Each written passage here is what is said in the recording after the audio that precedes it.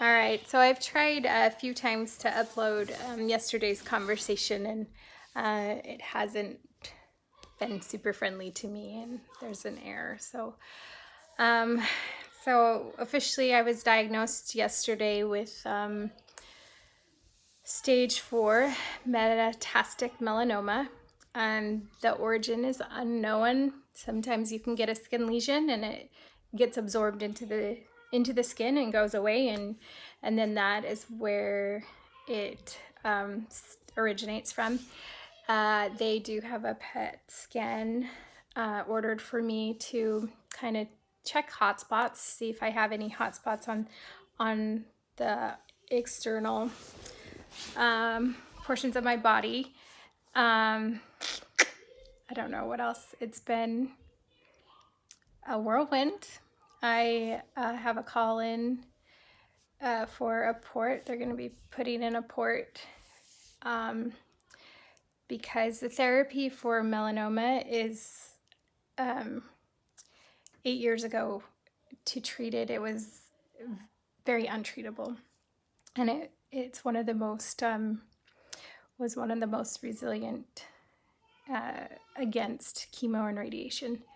And so the success rate of any kind of therapy for melanoma 8 years ago was a 2% survival rate. In 8 years, the technology has improved, so now they have something called immunotherapy. And I don't know very much about it, but we'll learn through experience. But this therapy will help my body fight the cancer, and there are types that will help the white blood cells recognize that the cancer is foreign and that it doesn't belong there, and help attack it. The Dr. Chawla compared it to if you were to go into Caldwell.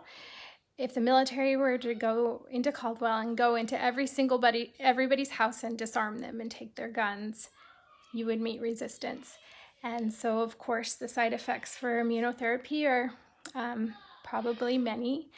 Our big concern is that I am not typical, considering that I'm missing my colon and my gallbladder and my spleen and my uterus and my appendix.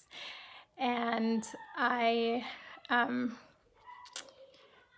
we are worried that your colon absorbs a lot of the moisture. Some of the side effects is extreme diarrhea and dehydration.